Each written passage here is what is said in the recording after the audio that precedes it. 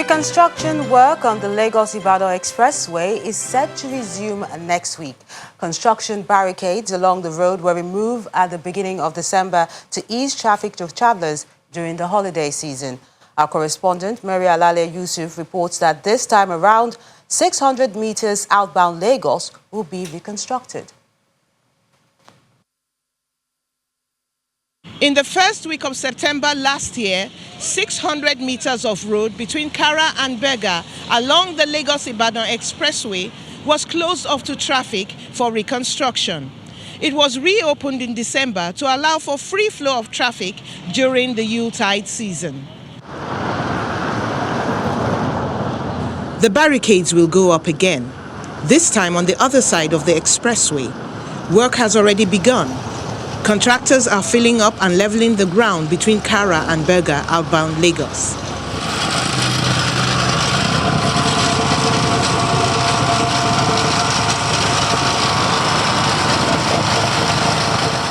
Every piece of debris and trash must be picked out of the ground for work to go on smoothly. Construction on the drainage is being wrapped up. People who remember when traffic was sometimes hectic on the other side and there were cases of robbery in the slow-moving traffic believe the security agencies and traffic managers have their work cut out for them. If we, give a lot of patience and obeying the traffic managers, what they say, the diversions and where we are supposed to apply, I think it will go a long way to solving the situation. Anytime you want to close that place, make sure that the security is tight. Though the FRSC expects that challenges would arise, they seem prepared for the situation. As I talk, we have over 100 staff that we come from other commands and we are camping them here, and purely for traffic control work. We have about 3 big tow trucks. Even the Commissioner of Police is in touch with us, and he has already mandated his men to be at alert. Our men will never meet traffic. The traffic will meet us there. Partitions are to be set up this weekend, and construction, according to the Federal Ministry of Works in Lagos, starts on Monday, January 13th. The Federal Ministry of Works believes that without rains to delay construction, this stretch of road should be completed just before the end of February. Mary Alale Yusuf, Channels Television News.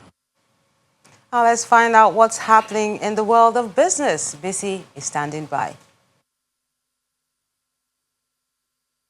Banking so easy, so simple. Dial *894# now to experience it. You first, First Bank.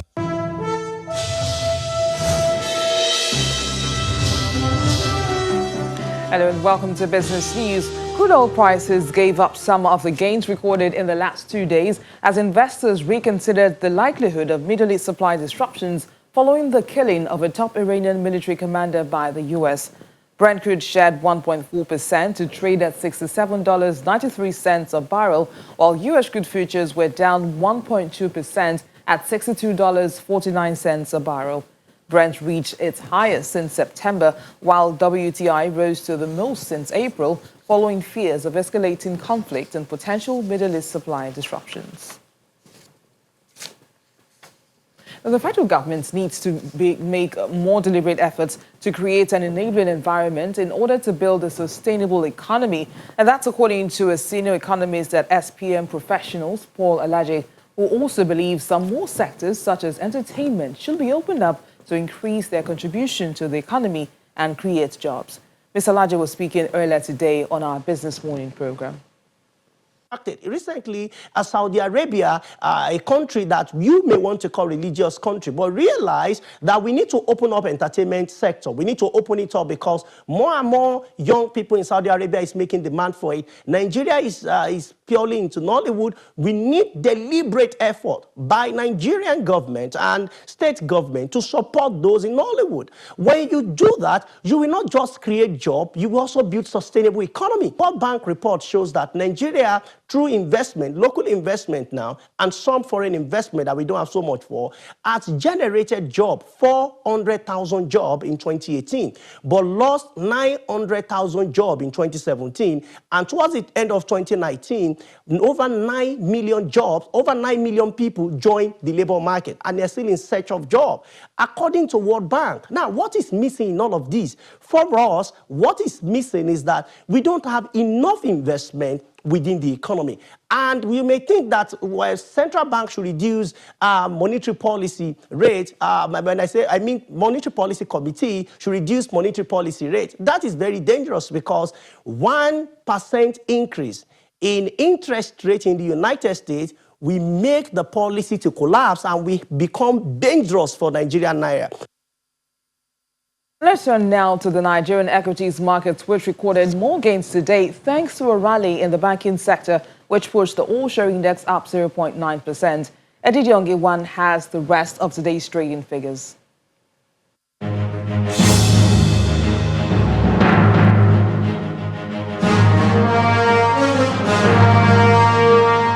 Hello and welcome to the Stock Market Report. The news of the new appointments to the Group Board and Africa Operations of UBA drive the stock as the most traded for the second day, as 86.78 million of UBA's shares valued at 709.36 million naira were traded today. Now, as Tier 1 lenders lead the top trades, the banking sector recorded the highest gains on Tuesday by 1.85%, while upticks in the shares of industrial goods giant Dangote Cement pushed that counter up by 1.66%. As a result of Tuesday's gains from the sectors, the all-share index appreciated by 0.90% to 27,586.93. Overall volume of shares traded today were lower compared to Monday's session, as 446.38 million shares worth 5.81 billion naira were traded in over 5,700 transactions. And if you're just wondering who the top three gainers and losers are for the day, let's take a look at the screen. Well, that's a summary of trading today at the Nigerian Stock Exchange. I'm Edidiong Iwan.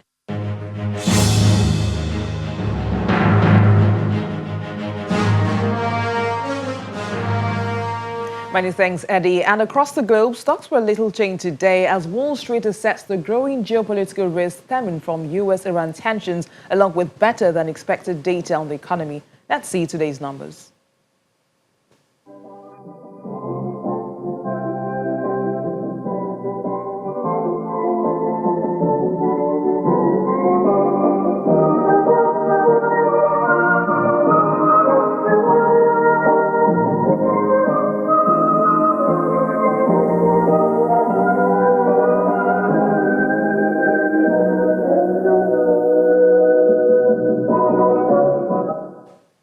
And that's it on Business News. It's back to you, Melinda. Banking so easy, so simple. Dial star 894 hash now to experience it. You first, First Bank. Many thanks, Busy. 50 people have been killed in a stampede at what was supposed to be the burial for General Qasem Soleimani. Authorities had earlier put the figure at 30. It's not clear what caused the stampede in Kerman, Soleimani's hometown, southeast of Iran, but a new date for the funeral is expected to be announced later. Here's Simon Pusey with more in Around the World in 5. Good evening from the Channel's newsroom here in London. More than 30 people have been killed in a stampede as Iranians flocked to the burial of a top commander killed in a US drone strike. The deaths led to the postponement of Qasem Soleimani's burial. A new time will be announced later, according to officials. Soleimani is being laid to rest in his hometown of Kerman, with millions already estimated to have packed the streets for funeral processions. His killing has raised fears of a conflict between the US and Iran. Soleimani was widely considered the second most powerful man in Iran, behind Supreme Leader Ali Khamenei. The US saw him as a terrorist and a threat to American troops. The head of Iran's Revolutionary Guards told mourners they would avenge his death. We will take revenge that will be hard, decisive, and we will make them regret what they did. Have faith and stay calm. It will be decisive and final. Meanwhile, the funeral of the Iraqi militia commander Abu Mahdi al-Mohandes, who was killed in the same attack that took the life of Qasem Soleimani, has taken place. Mohandes was the deputy commander of Iraq's Popular Mobilization Forces umbrella body of paramilitary groups. Dozens of Australian firefighters formed a guard of honour and stood with hand on heart on Tuesday to bid farewell to their colleague, who was one of 3 volunteers killed in recent blazes. Andrew O'Dwyer was 36 and a father who died along with colleague Jeffrey Keaton when a burnt tree fell in the path of their fire truck, causing it to roll. A third firefighter was killed in a separate incident in late December in what authorities described as a fire tornado. Officials say almost 2,000 houses have now been destroyed in Australia's months-long bushfire crisis, as crews prepare frantically for worsening conditions. At least 25 people and millions of animals have died since September. The trial has begun for a Japanese man accused of stabbing to death 19 disabled people at a care home south of Tokyo in 2016. Satoshi Uematsu, who was 26 years old at the time, is accused of breaking into a care home and mass stabbing people with a wide range of disabilities with a knife. Uematsu was a former employee at the care home and is currently detained in a detention centre. Japanese media have reported that Uematsu would not dispute the allegations against him and will admit to the killings at the trial. The verdict is expected on March the 16th. A British teenager accused of faking a gang rape allegation was given a suspended sentence by a court in Cyprus on Tuesday, prompting protests from activists who say she did not get a fair trial. The 19-year-old has said she was coerced into withdrawing her complaint that she was raped in July by a group of Israeli youths in Ayia Napa, a holiday resort popular with teenagers. She was sentenced to 4 months in jail, suspended for 3 years. Her lawyers say she will appeal to clear her name. Tokyo prosecutors have issued an arrest warrant for the wife of fugitive ex-Nissan boss Carlos Ghosn. Carol Ghosn is suspected of making false statements to a Tokyo court in April. Mr. Ghosn skipped bail in December, joining his wife in Beirut. A spokeswoman for the Ghosn family said the arrest warrant for Mrs. Ghosn was pathetic.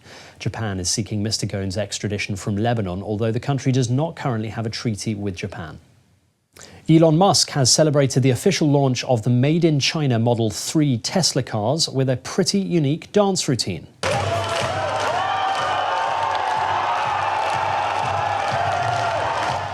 Exactly 1 year after construction of the massive $2 billion Shanghai plant began, the 48-year-old tycoon threw around some fairly questionable moves on stage as his Chinese staff cheered during the inauguration ceremony.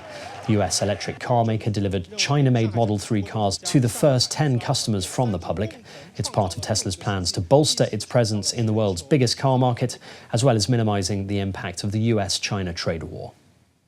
And finally, artists from around the world have flocked to one of China's coldest cities to compete in the annual ice sculpting competition, using blocks of ice from the nearby Songhua River. The contest in Harbin in Heilongjiang province runs for 2.5 days and has 60 contestants from countries including the USA, Russia, Korea, Mongolia, Canada and India. The competition is part of Harbin's 36th annual International Ice and Snow Sculpture Festival.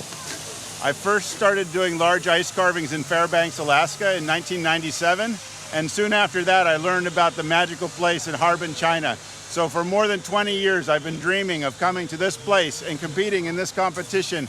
This year it's a dream come true. The weather is cold but perfect for ice carving. And that's your international news around the world in 5. Many thanks, Simon. The chairman, House Committee on Treaties, Representative Osai has revealed that over 400 treaties, protocols and agreements signed by successive governments in Nigeria with other nations were yet to be ratified or domesticated. The lawmaker explains that the National Assembly is usually left out of the processes leading to the signing of some of these agreements. He mentioned this at the commissioning of the National Depository of Treaties, which is at the headquarters of the Federal Ministry of Justice in Abuja. Our engagement in the last few months has shown that over 400 treaties, protocols and agreements entered into by successive governments of Nigeria are yet to be ratified or domesticated. We also note the fact that the National Assembly are not usually involved in the process leading to negotiations and signing of most of these treaties. How do we domesticate things that we are not privy to? We will, in the coming weeks, organize a special public hearing, among other things, to review existing treaties and ascertain status of its implementation. Discuss ways to ensure that our treaties making procedure are harmonized and are in compliance with the relevant laws, and also develop a national policy on arbitration to help protect Nigerians in interest of all bilateral, multilateral investment treaties. Still ahead on the news at 10, Senegal's Sadio Mane beat rivals Mo Salah and Riyad Mahrez to win the CAF Player of the Year award. That's on Sports News. Stay with us.